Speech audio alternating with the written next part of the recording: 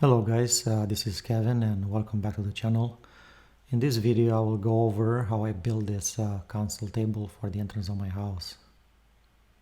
You know, every time you walk into your house you always look for a place to put your car keys or your mail or your laptop bag if you carry one. So this is how this whole project got started. I wanted something modern to kind of match the whole design of the house, and it has a drawer where you can put your things and stay out of sight, a bottom shelf where you can put your laptop bag, and also an enclosed bag for the nice finished look.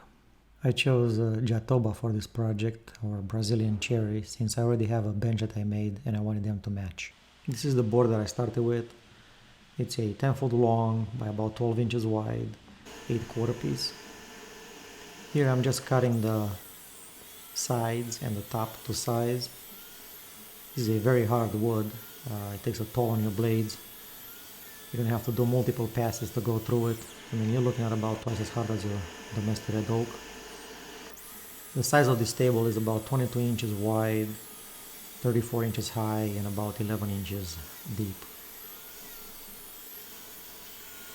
One of the boards had a really bad cup in it, and I wanted to start with that board first so I kind of have an idea where I'm going to end up as far as thickness, and that will set a rule for the other boards. I had to remove the guard on my 6-inch jointer to be able to join this 11-inch piece. Made a couple passes there, then I was onto the planer. A few passes there. I think I ended up with about 1.5 inch piece thick for the final board. Here I'm just running it with a drum sander to kind of remove any marks from the planer. I'll also be sanding this with an orbital sander later. I milled the other two pieces the same exact way.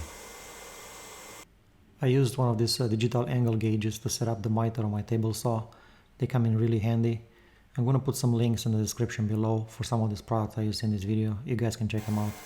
To cut the miters on the tabletop, I used the cross-cut sled on my table saw. Also a pair of fence clamps to hold the piece down. This wood is really hard. You're going to have to put your back into it to be able to cut with that 1.5 inch thick piece. I ended up with a little burn, nothing major. Flip the piece around and cut the other side.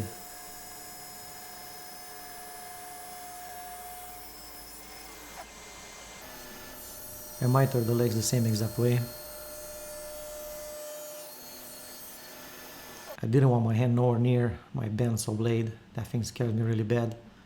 So I came up with this jig to be able to resaw the last piece of wood that's going to make the back of the cabinet. This bandsaw came with a very short fence and I'm not really liking it. I already ordered a Carter mag fence for my next project. The back of the cabinet is about 30 inches tall. So I had to resaw this board into 3 pieces about 1/2 inch thick each to be able to make that panel. Here I'm pushing it really hard to cut with that hardwood, 12 inch tall. I just upgraded the motor on this bandsaw. It came with a 110 volt 1 horsepower motor. It was really whiny, and I switched to this 3 horsepower 220 motor.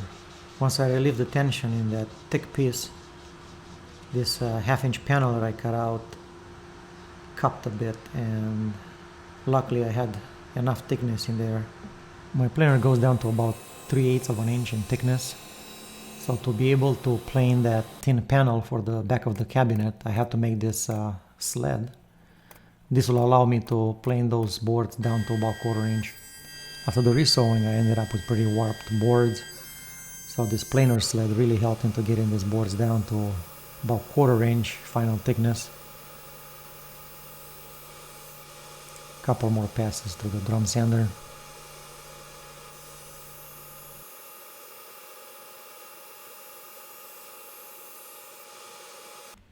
This is how the panels ended up looking after running them through the drum sander. I was able to get into the same thickness. Also, I book matched the grain and jointed the edges for a nice no gap joint. Here I am just prepping the panels with some frog tape for glue up. I use Type Bond 2 for the glue for a fast set. I scraped away the excess glue,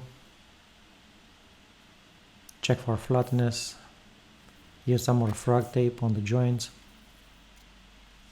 Then I tightened up my parallel clamps.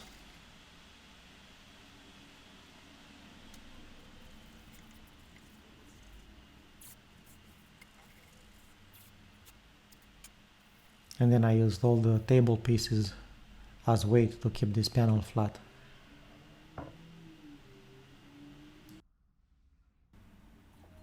The next day I went ahead with joining the miter pieces of the table. Here I'm just using some frog tape to keep those joints nice and tight while I'm marking where the dominoes will be. They will be jointing this table together. Next I'm cutting the domino holes. You can also use a biscuit jointer or a dowel jointer. I used those in the past, but nothing compares to the Festool domino.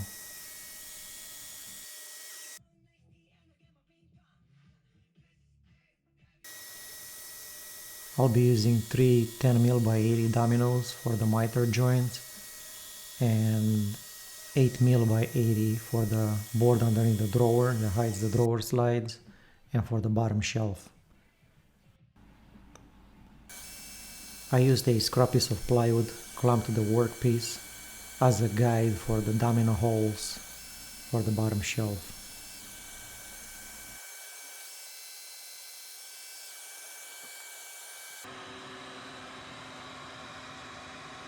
I changed my table saw blade to a dado stack and I cut a slot into all 3 pieces to accept the back panel.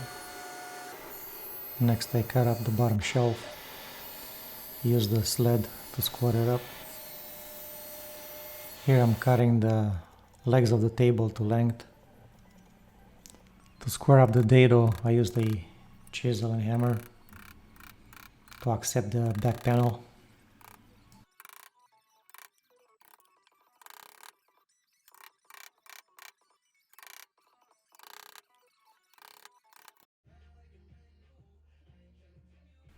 Finally, glue up time, I used Type Bond 3.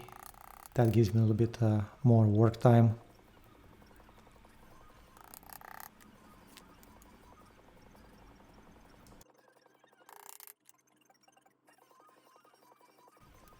You can tell I need one of those wood mallets.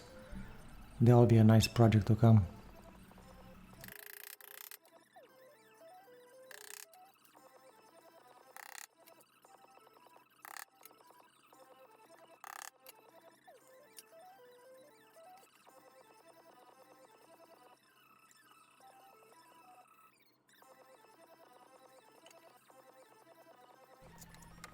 I clamped the whole thing down and let it dry overnight.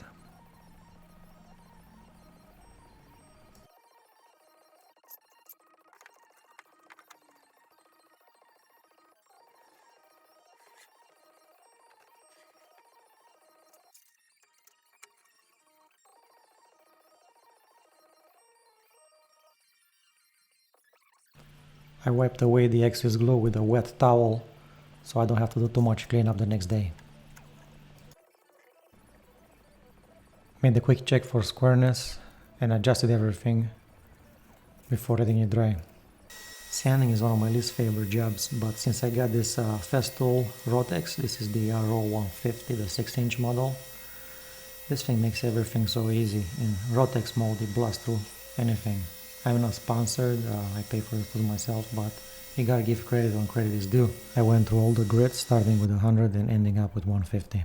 This back panel was too big to fit in my table saw sled, so I had to come up with something. I used my T-square to draw a line onto the panel. Then I used this 5-inch wide piece of scrap plywood. I marked about 4 inches off that line I did earlier, and then I let this piece overhang about 1 inch over the uneven edge. Then I ran that plywood piece against my table saw fence and squared up the panel. To remove the dried up glue, I used a carbide blade scraper.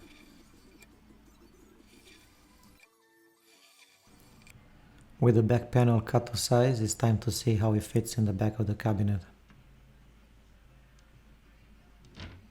Yay, fits pretty good.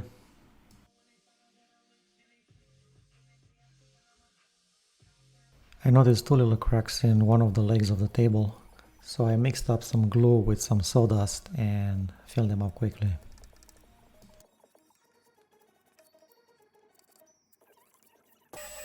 With the back panel in the cabinet, it was time to sand everything nice and flush. Next I used the sander to bevel all the sharp square edges. Using Rubio monocoat for my finish, and since I went all the way up to 150, Rubio recommends water popping before you apply your finish. Water popping is pretty much spraying your workpiece with some water to raise the grain up so the finish will adhere better to it. With the cabinet drying, I started making my drawer. This drawer will be made out of maple with a maple plywood bottom. Here I'm just cutting the pieces to size, running them through the jointer. This is a shot on how I cut the dovetail on the drawer. I use this Porter cable dovetail jig. It's been a while since I used this and it took me a while to remember how to set it up.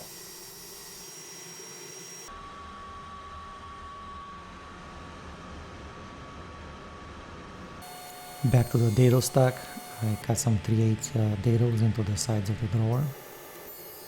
I used 3/8 maple plywood for the bottom. Here I just squared it up. A dry fit of the drawer to make sure everything fits okay before I put it together and glue it up.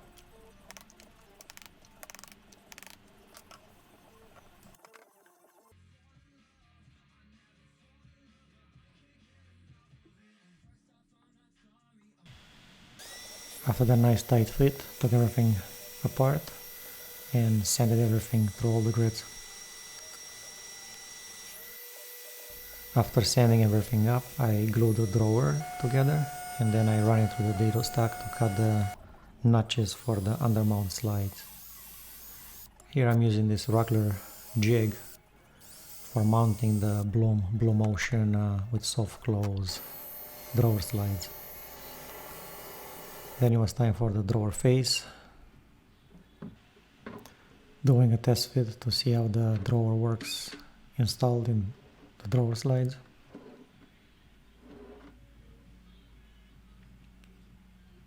And here I'm checking to see how the drawer face fits in the cabinet. Wiped everything down with mineral spirits.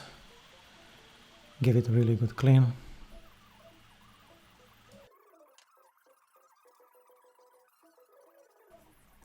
For this project I'm using Rubio monocoat as a finish. This product requires you to mix it in a ratio of 3:1, 3 oil to 1 accelerator. You don't really have to use accelerator, but you'll just take a lot longer to cure versus using accelerator, it will take about 7 days. To apply the finish, I poured some of the oil inside the drawer and then I used a plastic card spreader to spread it all over. The way Rubio works is that the wood will take as much as it needs and then you're just going to have to wipe off the excess. I also used a white Scotch-Brite pad to really work into the wood fibers. After letting it sit for a couple of minutes, I just wiped everything off with a terry towel. I used 2 towels to wipe off the pieces so I won't leave any finger marks.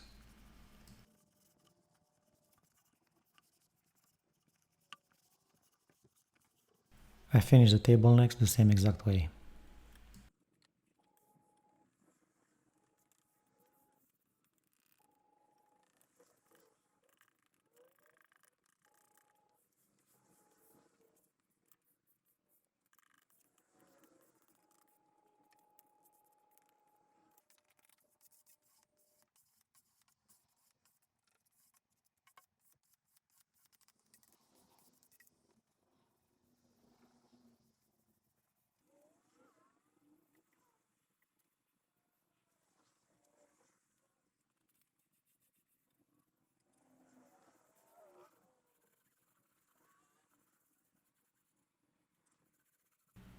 After 24 hours, I decided to apply a second coat of Rubio, and for that I used one of these brown Scotch-Brite pads to scuff up the surfaces and apply the second coat.